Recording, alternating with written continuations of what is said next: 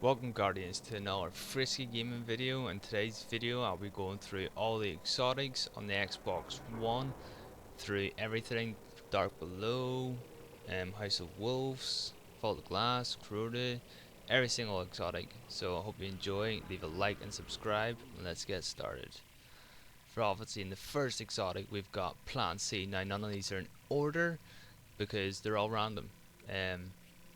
First perk you've got Hip Fire, Accelerated Coil, Hammer Forged, and it's the Perfect Balance, and obviously Plan C.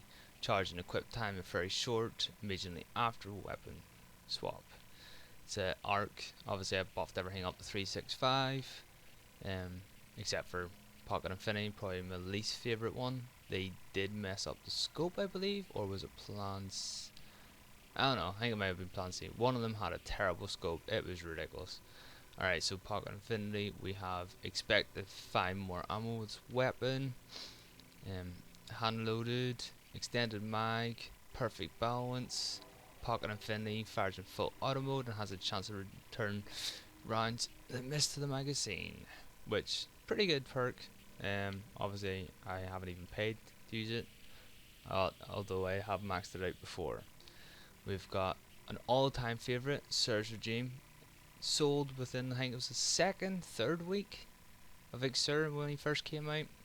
Obviously you get focus fire when assumed this weapon fires slower because of additional damage, high caliber rounds, hammer forged, plus 2 agility with lightweight. You got obviously Surge Regime, the bottom half of each magazine deals bonus damage and it has a chance to return health when dealing damage. It's a rather good perk, so it is. It used to be great for PvP. Not too sure if it's that great anymore. The last word. We've got hip fire, single point sling. We've got high caliber rounds, and we have perfect balance. Obviously, we've got last word itself, bonus damage and stability, extra precision damage when firing from the hip. Obviously, it does kinetic damage, fanfire, yeah, kinetic damage.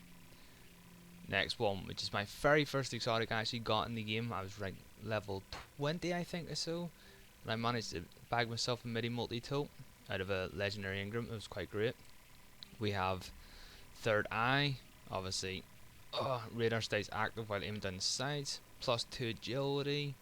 We've got quick draw. We've got maximum ammo, which I'm using at the minute. Midi multi-tool, this weapon boosts move speed and fires on a hair's trigger. It's always good. It's a nice scout rifle, I do quite like it. We've got hard light, haven't really played much with it. It's just like a bubble gun, pretty much for kids. Good glass half full, bottom half of each magazine, causes additional damage.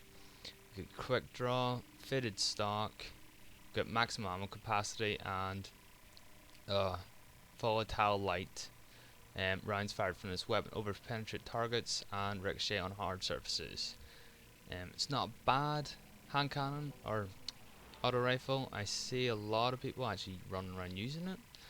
Next we've got the primary shotgun, universal remote.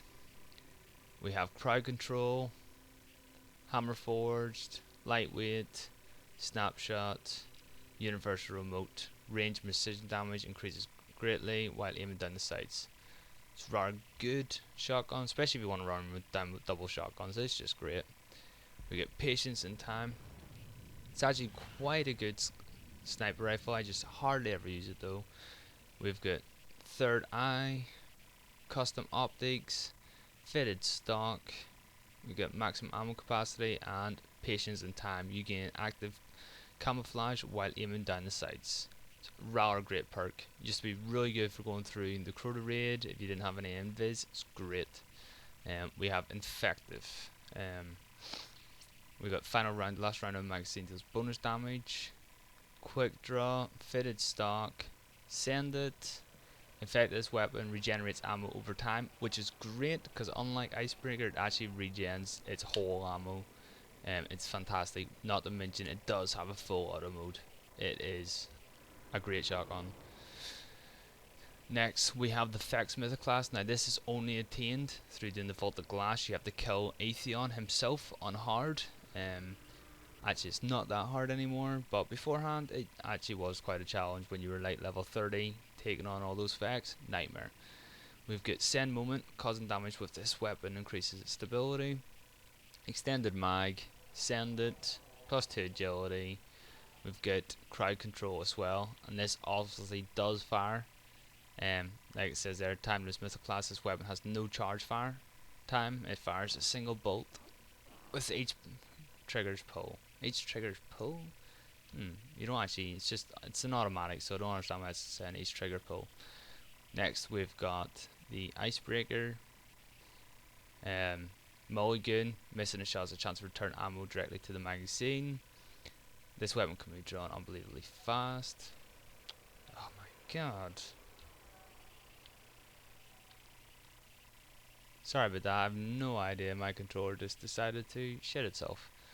Lightweight, we get Snapshot, and personal favourite, Icebreaker. Icebreaker effective spontaneous combust, dealing damage to other nearby.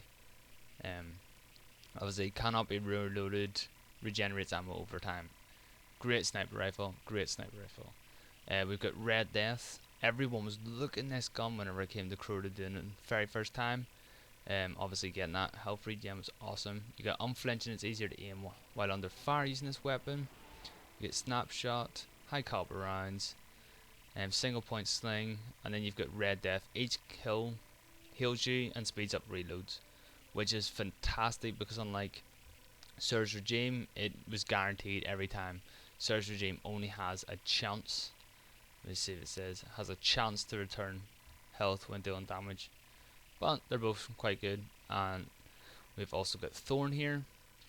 The last round in a magazine deals bonus damage. Snapshot, Send It, Perfect Balance, pretty much all your bog standard normal stuff. But then you've got Mark of the Devourer.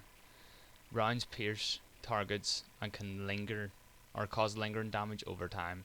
That is such an amazing perk, especially for PvP. It seems to be overrunning everything. Next we've got Bad Juju. Obviously start off its full auto mode, which is great. You get hip fire, armor piercing rounds, Send It, Perfect Balance, and you've got String of Curses. After each kill, this weapon will reload instantly and increase damage for a short time. Kills with this will help charge your super. This is amazing for Warlocks, or basically any character to regen your super. It is just awesome. Next we're going into a bit of heavies here. We've got the Thunderlord. Feeding Frenzy. Kills with this weapon increase reload speed for a short time. Perfect Balance, which I don't use. We've got Maximum Ammo. Flared Magwell. And then Lightning Rounds.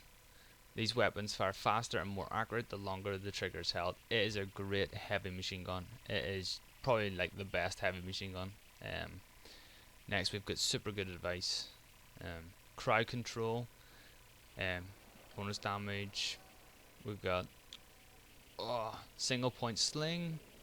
Hand Loaded. Flared Magwell. The great thing about this gun is it's got super good advice, so almost all the shots that miss will be returned directly to the magazine, because this thing has terrible stability, even though the stability on it is actually quite good. But no, it's great for taking on oracles, or you can run around in Cosmodrome firing for like 2 minutes straight without even having any problems. Next we've got Galhorn. Everyone's looking this rocket launcher. Everyone wants it. First off, we've got Tracking. Shells fired from this weapon track their targets. We have Quick Draw, Snapshot, Speed Reload, which I always use. Then we got Wolfpack rounds. Rounds fired from this weapon split into tracking cluster missiles upon detonation. It is the ultimate rocket launcher in the game of all times. Next of all, with rocket launcher, we have the Truth. Start off grenades and horseshoes. Rockets from this weapon will detonate early based on proximity to the target. That's actually quite a good perk, but in the same way, it's terrible if a throw or something just jumps out in front of your face. It just annoys you. We got Javelin, heavy payload, flared magwell. We get prototype true seeker. Rounds fired from this weapon seek their targets aggressively. I've seen some people make some crazy videos of getting people in PvP with that weapon. It is unreal. Next we have the Necrochasm. Now you can only achieve this. Actually, this is quite a long way of achieving it. First, you have to get a Husk of the Pit, which is a gun, or which is a white gun that drops from sword bearers. Now, obviously, with the House of Wolves, they sort of remove sword bearers, and now you have to go back and do the same mission over and over again. Can't remember what mission is. I totally forget it. After you get it, you have to go and kill 500 thralls, or hive. I don't think it has to be thralls. Hive. Once you do that, you can then buff it up to a legendary gun. Once it's legendary, you pretty much do all these normal upgrades. What you see here, you've got Cursebringer. Precision kills with this weapon frequently trigger a Curse Thrall explosion. Single point sling. Flared magwell. Fitted stock. You got rangefinder. But the last upgrade, you actually needed to use a Crux of Crota, which you could only achieve from killing Crota on hard mode, and it has a chance of dropping it, but you have to do normal mode before you get a chance to get in it. I think actually I might have one on me, just to see, because I always leave. Yep, there we go. Crux of Crota there. Material. Their god is now our power. Okay, so that was basically what you use to put into the legendary gun, and boom, put it in exotic. Next one, you get Cascade. Melee kills increase the reload speed of this weapon for a short time. This is just, it's a bullet sponge, it really is, but it's still quite fun to use, so that's why I buffed mine up to 365. Next, we have the Dark Below DLC gun, No Land Beyond. It came out in the first DLC. So we get Mulligan, missing a shot has a chance to return ammo directly to the magazine. Lightweight, Snapshot, Flared Magwell, and then the Master. Increased precision damage, kills briefly, increased damage against next target. Obviously it does kinetic damage, and it's a primary exotic sniper rifle, which is quite fun, but it's so annoying at the same time. Next we do have Dragon's Breath. Now this is quite a good rocket launcher, but I hardly ever use it. It looked amazing whenever they brought it out for the Dark Below and stuff. So we got Tripod, this launcher tube, hold 3 shells. We got Quick Draw, Javelin, Heavy Payload, and this is the best thing about it. Pyromancer. Rounds fired from this weapon leave a solar flare upon detonation. It's basically like firing a rocket launcher at someone and then throwing a grenade after, a solar grenade, and just watching the sun burn the target. It is quite good, although in the same aspect, if it's a big target, it will move him around. Like, the last thing you want to do is try and kill Crota and watch him dance around the stage, because it's a nightmare. Next, with the House of Wolves DLC, there's a chance to get 3 exotic guns, which you have to get an Elder Cipher from completing a 34 or 35 Prison of Elders. Now, you can pick any one depending on what you choose. This is just all 3 of them here. First of all, we've got Dreg's Promise, does arc damage, reserve ammo. This weapon always has ammo on reserve or respawn, so it's great if you're in PvP. You don't have to run around with special ammo. It's quite good. You get Grave Robber. Melee kills while this weapon is equipped that has a chance of refill the magazine. You get Snapshot, Field Scout, Perfect Balance, which is always good. Then you get Shock Rounds, which is a great perk for this gun. High ricochet shock rounds when enhanced target acquisition. Now obviously this is one of the new sidearm guns. Surprisingly, I don't think it's as great as the legendary sidearm, because this fires in 3-round bursts, and half the time you just it's quite bad. I don't really like it that much. Next we have the Queenbreaker Bow, which is a fusion rifle.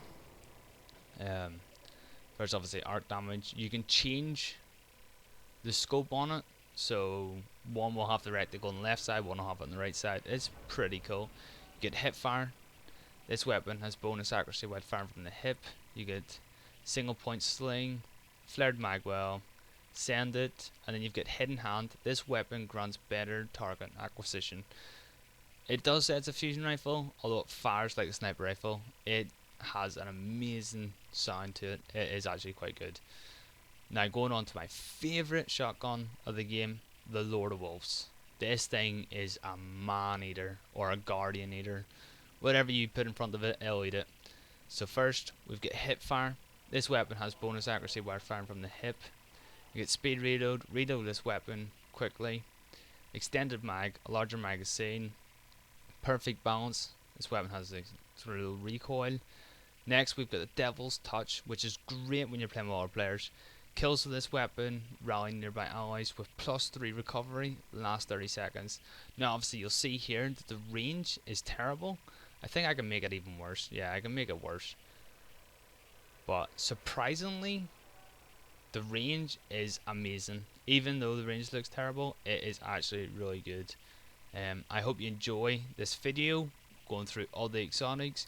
If you would like to see more, give me a shout. If you want to see any gameplay of any of them, I'll be very much obliged. Hope you enjoyed the video. Remember to like and subscribe. Thanks for watching.